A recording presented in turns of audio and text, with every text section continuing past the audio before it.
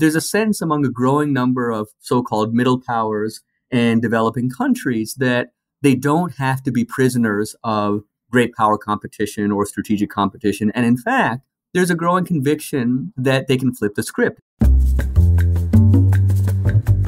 Welcome to Global Dispatches, a podcast for the foreign policy and global development communities and anyone who wants a deeper understanding of what is driving events in the world today.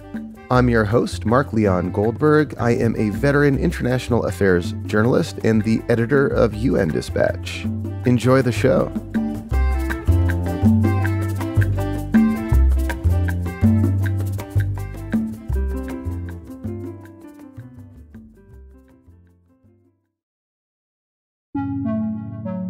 In late August, BRICS held a much-anticipated summit in Pretoria. BRICS, of course, stands for Brazil, Russia, India, China, and South Africa. It is a significant grouping for the sheer size of the countries involved.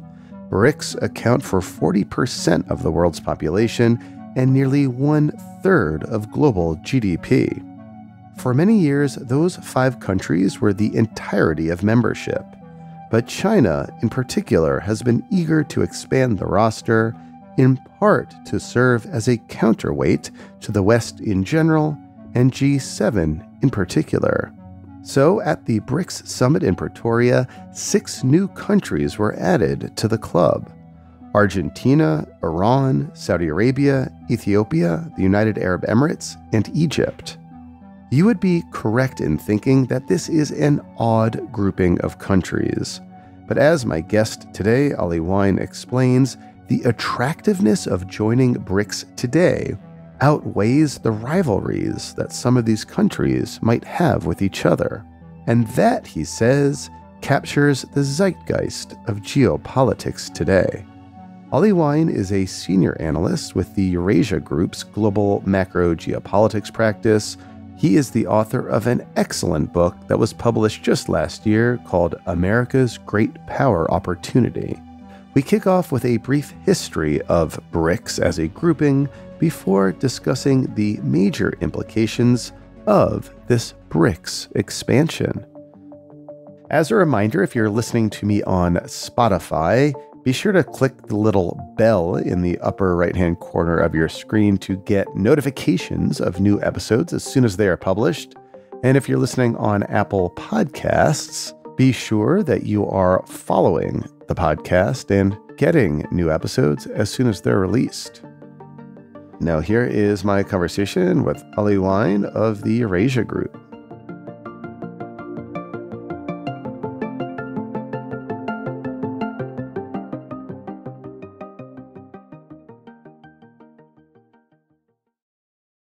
Can you give listeners a brief history of BRICS as a concept?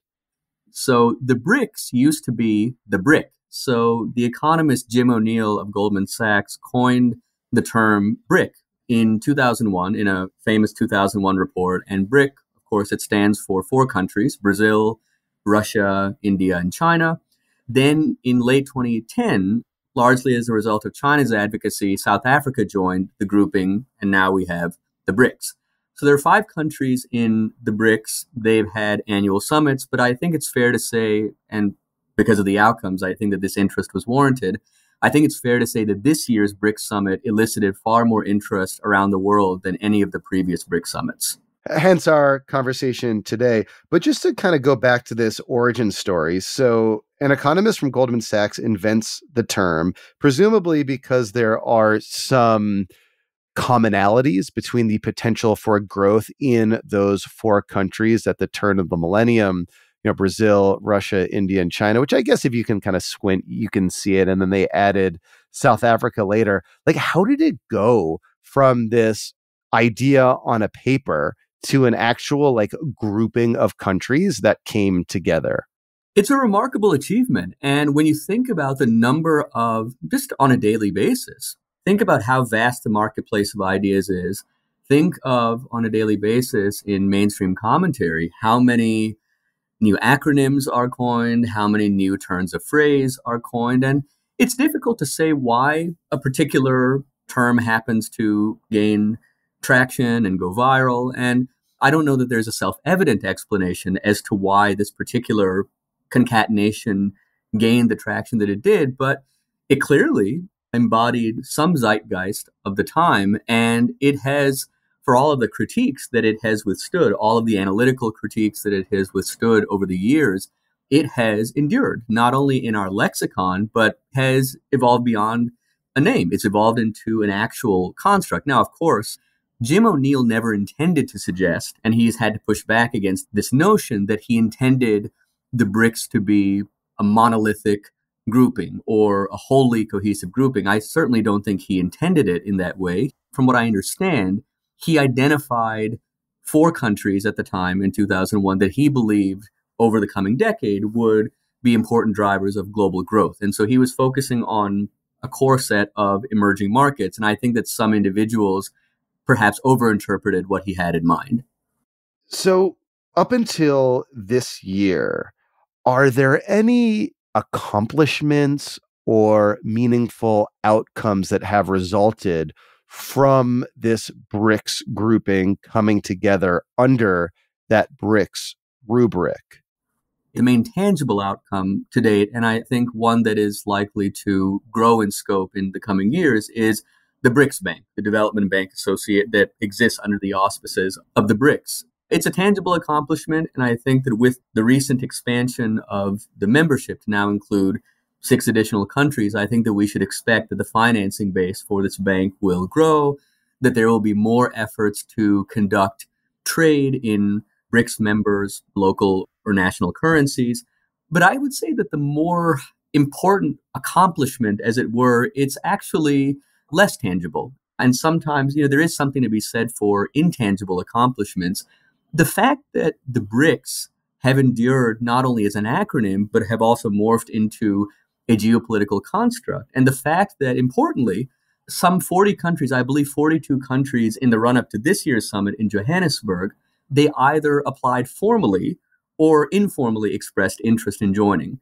And when you have that level of interest, there's something in the water. And so what we see is that the BRICS, even though there are important internal divisions that we can talk about, I think the BRICS embodies a zeitgeist of the time.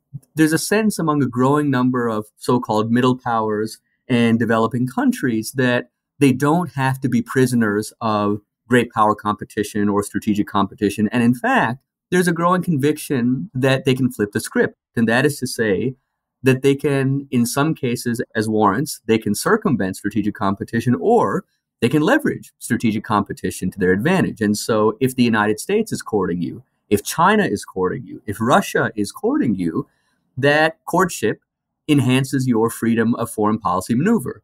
It enhances your diplomatic standing. It enhances your economic standing.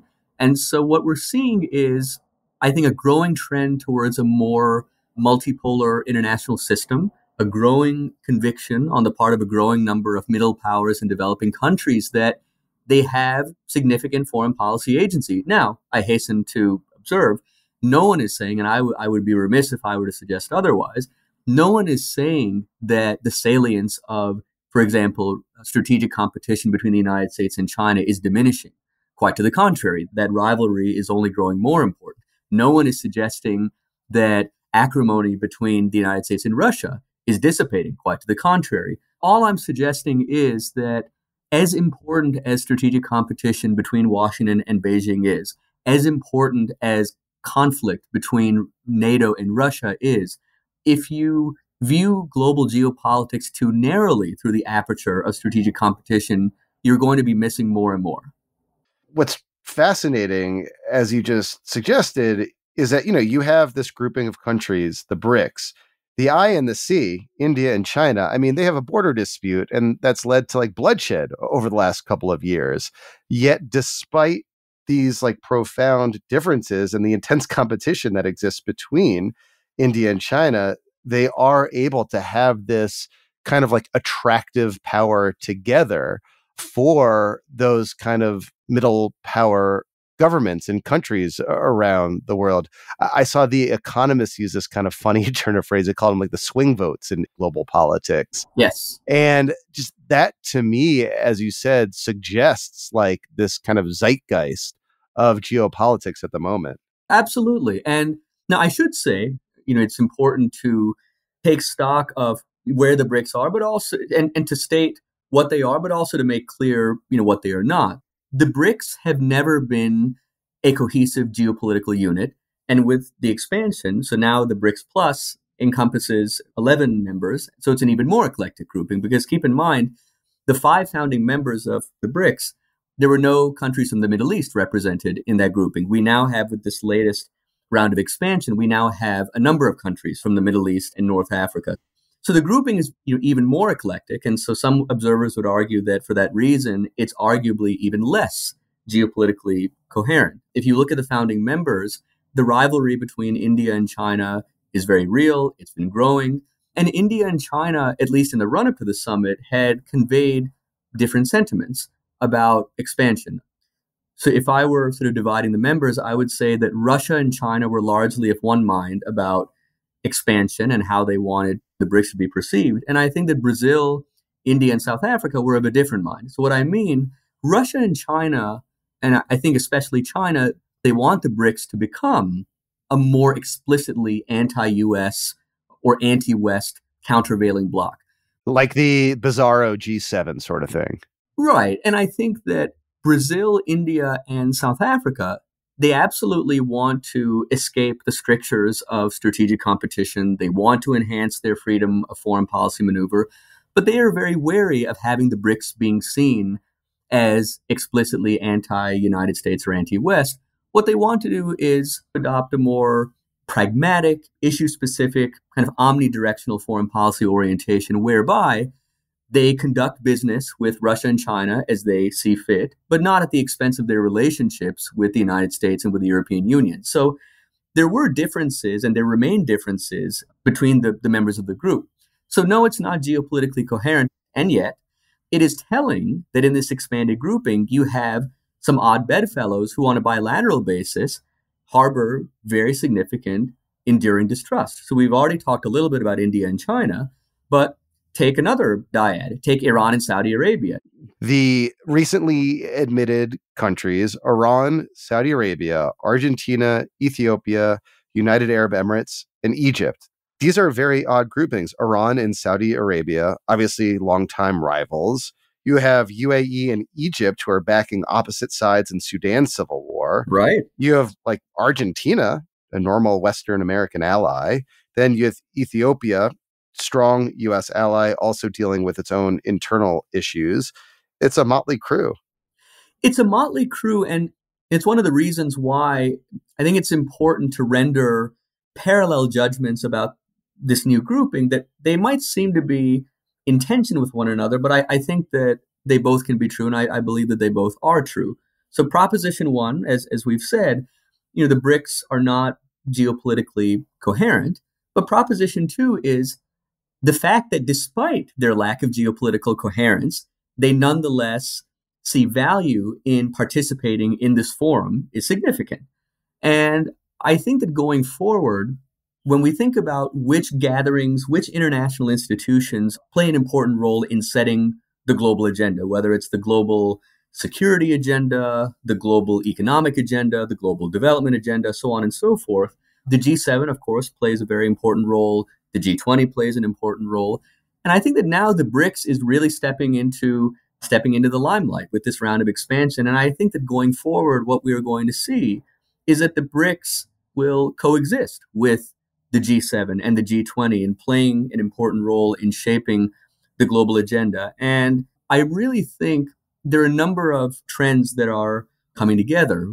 I think we see a relative diminution in the influence of the West, certainly vis-a-vis where the West stood at the end of the Cold War after the dissolution of the Soviet Union. We see the intensification of strategic competition between the United States and China.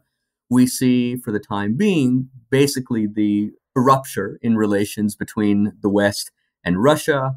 And again, we see that amidst growing geopolitical frictions, amidst various challenges to globalization, at least as it was conceptualized and implemented in the 1990s and 2000s, we see a growing number of middle powers and developing countries asserting their influence, exercising their agency, advancing their interests in a way that would have been difficult to imagine even a decade ago. And if you, again, without diminishing the importance of strategic competition, I think that viewing global politics principally through that aperture is going to leave out more and more as time passes. And it's important to say, I mentioned just a minute ago, the relative diminution of Western influence. What's important to note about middle powers, I think most developing countries, just because they have certain apprehensions about the conduct of the West doesn't mean that in some zero-sum fashion that they are intrinsically aligned with China or with Russia. I think quite the contrary. I think that many countries believe that there are certain aspects of their relationships with the United States that are more conducive to the advancement of their national interests, but in other respects, maybe cultivating relations with China is a good idea. And I think that similarly, the orientation of many of these countries, it's more pragmatic than ideological, especially now with the coronavirus pandemic, and think about the damage that that did to human development. Think about, in addition, the disruptions that Russian aggression against Ukraine dealt to global food and energy markets. So for many countries around the world that were already struggling to lift up their middle classes at the turn of the decade, they're now dealing with the aftershocks of COVID-19. They're dealing with the enduring ramifications of Russia's aggression against Ukraine. They are desperately seeking trade. They're desperately seeking investment. They're desperately seeking infrastructure. And so in those more exigent circumstances, you're not going to pay as much attention to the ideological dispensation of great power interlocutors. You're going to pay attention in a much more pragmatic fashion to what they can offer you.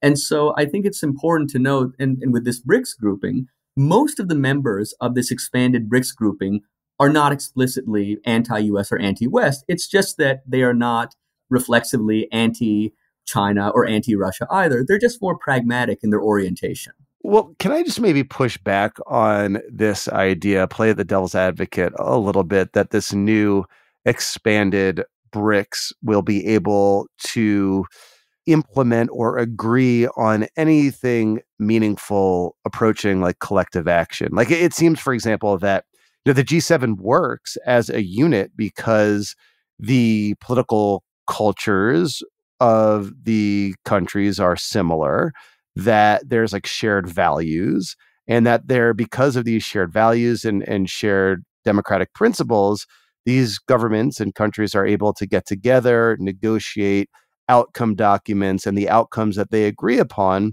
have real like political weight. They are able to take action based upon them. But it's like hard for me to imagine this grouping coming together and agreeing on anything of like global significance that they're able to collectively work towards. I would completely agree with you, actually. And I think that just as a proof of concept of what you've said, if you look at the swiftness with which the G7 imposed sanctions against Russia after Russia invaded Ukraine, I believe these are the most sweeping sanctions that have ever been imposed on an economy of Russia's size since World War II. So there's no question that the G7 countries, by virtue of, I think, significant ideological alignment, economic alignment, geopolitical alignment, they're able to act in a more coherent fashion. Whereas if you look at the BRICS are riven by internal divisions. The G20 is riven by internal divisions. And yet, I think that what we see, take, for example, the deepening alignment between China, Russia, and Iran. Now, if you were to ask me, what is the affirmative vision towards which China, Russia, and Iran are collectively striving, I would have a hard time coming up with an answer. And yet, we worry about deepening alignment between China, Russia, and Iran because shared grievances are at least as important a motor of action as shared aspirations. And so we worry about the extent to which China, Russia, and Iran, the extent to which their shared animus can lead them to undercut, for example, the actions of the G7 or to undercut the actions of the West. So I would look at the expansion of the BRICS within a broader aperture that includes the recent expansion of the Shanghai Cooperation Organization to include Iran, to include this zeitgeist that I've now mentioned a few times, whereby you have more and more middle powers and developing countries asserting themselves. even if they don't act in cohesive ways, I would say that all of them are broadly united in wanting to reduce the centrality, for example, of the US dollar in global finance, in wanting to reduce the overall weight of the West in geopolitics. And so even if they aren't acting in a coordinated fashion, the expansion of certain organizations, the development of new organizations that are less centered around Western influence suggests that more and more countries are going to look for ways, even if they have disagreements with one another, that they are nonetheless going to look for fora in which they can undercut Western actions. And so all a way of saying that there are different ways for organizations and ad hoc groupings, at least two ways for them to exercise influence. You can exercise influence via shared aspirations. You can also exercise influence via shared grievances. And I think that what we're seeing with, whether you look at the deepening relationship between China and Russia, whether you look at this expansion of the BRICS, whether you look at the expansion of the Shanghai Cooperation Organization, what we're seeing is that the politics of resentment, I think, will prove at least as important in shaping geopolitics as the politics of aspiration. So your excellent book from last year makes a point that the U.S. foreign policy establishment should not view competition with China through like a zero-sum lens. However, that's how like a lot of U.S. foreign policy establishment does view it. In the week or so since the ending of this summit that resulted in extending BRICS to 6 more countries, have you seen the U.S. foreign policy community kind of coalesce around the idea that BRICS expansion is like a net win for China and accordingly a net loss for the United States? I've seen conflicting views. I would say, I shouldn't say conflicting views. I think I've seen sort of views that are held in parallel. And again, and I think that they're broadly, similar to the ones that I outlined a few minutes ago. Namely, I think that there's a broad recognition that the expansion of the BRICS is a diplomatic victory for China. In the run-up to the summit, there were many observers who were predicting that, at best, that the BRICS summit would agree on a vague explication of principles for admitting new members at some point in the undefined future. So many observers had very low expectations for what this summit would actually accomplish. I don't think that rapid expansion of the kind that we've seen was on the cards for many observers. China had been the most vocal proponent of expanding the BRICS in the run-up to the summit. And I believe there was at least one Chinese official, I think quoted anonymously, but there was at least one Chinese official who, in the run-up to the summit, gave an interview to the Financial Times in conveying the sentiment that the BRICS might one day rival the G7 in economic weight. Now, we can get into a disagreement about whether it's more accurate to measure economic heft, using purchasing power parity or at market exchange rates, but I'll leave aside that discussion for now. But certainly, I think one view among, Western officials is that BRICS expansion is another diplomatic victory for China. And I say another because we saw earlier this year China's unveiling of its so-called 12-point peace plan for the Russia-Ukraine war, low on specifics, but nonetheless demonstrating China's interest in being seen as a constructive interlocutor. Of course, then, China brokered a normalization agreement between Iran and Saudi Arabia. And then, of course, China sent its special envoy for Eurasian affairs to the talks that were held recently in Saudi Arabia. So China is clearly trying to play a more active diplomatic role regionally and globally. And I think that the expansion of the BRICS is another feather in its diplomatic cap, as it were. But the other view that I think many Western officials have expressed is that, look, if anything, the expansion of the group further dilutes its geopolitical coherence. And as we've already talked about, and this expanded grouping, it embeds a number of bilateral rivalries. I don't get the sense that Western officials look upon the expansion of the BRICS with consternation, but they look upon it with vigilance. And you can't dismiss out of hand an expanded grouping that accounts now for a sizable portion of global economic output, a sizable portion of the world's population. And so, my sense is that there's vigilance, not alarm. And here's kind of the open question. The extent to which the expansion of the BRICS is a harbinger of things to come. And that is to say, to the extent to which it kind of symbolizes or encapsulates or distills a new era of geopolitics in which we will see a more systemic erosion of the West's relative influence, in which we see a greater expansion of China's relative influence, in which we see potentially greater cohesion among middle powers, developing countries. But those are very much open questions as we speak. There were about, say 40 or so countries that were courting BRICS. Only 6 made it. Are there any significant snubs of note that intrigued you in one way or another? I don't know if I would call it a snub, although I'm sure that Indonesia would beg to differ. But I was surprised by Indonesia's non-inclusion and Iran's inclusion. In the run-up to the summit, I think that many observers predicted that if the BRICS were to expand, that Saudi Arabia would be a likely candidate. And I think that many others also thought that Indonesia would be up there with Saudi Arabia. I mean, if you leave aside Iran, one of the main points of friction, especially between Russia and China on the one hand, and between Brazil, India, and South Africa on the other, was that Russia and China want the BRICS to become more of an explicitly anti-US or anti-West vehicle, whereas the other 3 founding members do not want it to evolve in that manner. And so of the 6 countries, I would say that with the exception of Iran, it's not clear to me that any of the other 5 self-evidently sort of anti-US or anti-China in its orientation. I think 5 of the 6 are quite pragmatic and omnidirectional in their orientation. And so Indonesia, I think, would have fit that bill. Iran is surprising, though. Indonesia has been trying very hard to balance its relationships with the United States and with China. And Indonesia also, because of its prodigious reserves of nickel, finds itself increasingly at the center of not only traditional security competition between the United States and China, but also green competition between the 2 countries.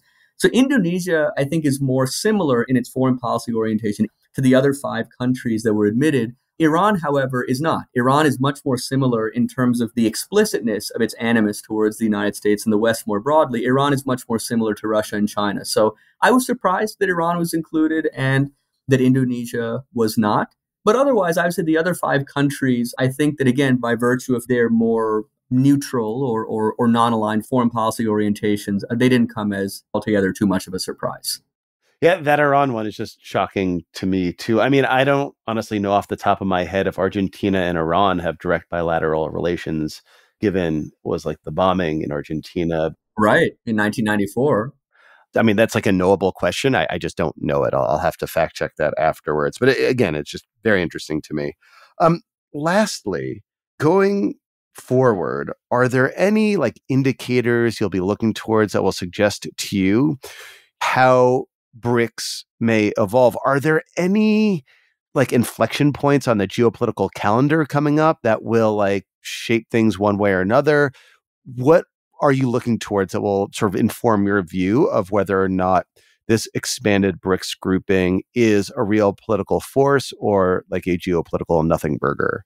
There are a few trends to watch. So, notably, contrary to some speculation, a quite abundant speculation prior to the summit, the BRICS founding members, they did not broach the subject of a common currency. They made very clear, and South Africa, as the host country, made very clear that there would be no discussion of a so-called BRICS currency at the summit, but instead they would discuss how the countries could more actively trade using one another's national currencies. But, having made that point, so one not discrete signpost, but one sort of broader trend to be mindful of is the extent to which this expanded BRICS, the extent to which it becomes a laboratory of sorts, a geopolitical and geoeconomic laboratory of sorts for experimenting with various mechanisms for reducing Western influence. If we see more coordinated efforts by these countries to circumvent the US dollar, to circumvent SWIFT, to fashion arrangements that reduce the impact of Western sanctions and export controls. So one kind of broad category to be mindful of is the extent to which it becomes that kind of laboratory for thinking in a more granular way and not just in a kind of rhetorical or symbolic way about reducing Western influence, number one. Number two, of course, which countries, if any, are admitted in subsequent rounds of expansion. Russia is scheduled to host next year's summit. It'll be interesting to see, just given the really horrifying ongoing war between Russia and Ukraine. I think that the geopolitics of that summit are going to be very dicey, but it'll be interesting to see in subsequent summits which countries are admitted. Are there any through lines that connect countries that are newly admitted to the BRICS? So another trend to watch for. We see that the United States, its allies and partners, are trying to be more nimble in their multilateralism by experimenting with smaller issue-specific groupings that bring together like-minded countries. So it'll be interesting to see if, in parallel, we see efforts by middle powers in developing countries to establish and stitch together a comparable kind of lattice work of ad hoc multilateral arrangements that give various combinations of these countries more opportunities to experiment with ways in which they can reduce Western influence in global geopolitics. So those are a few of the, again, none of them are sort of discrete inflection points, but they're broad trends of which I think we should be mindful to see whether the BRICS will prove in retrospect to be something of a geopolitical miss, or whether we'll look back and look at this round of expansion as being a quite significant harbinger of things that ended up occurring. Thank you so much, Ali. That was great. My pleasure.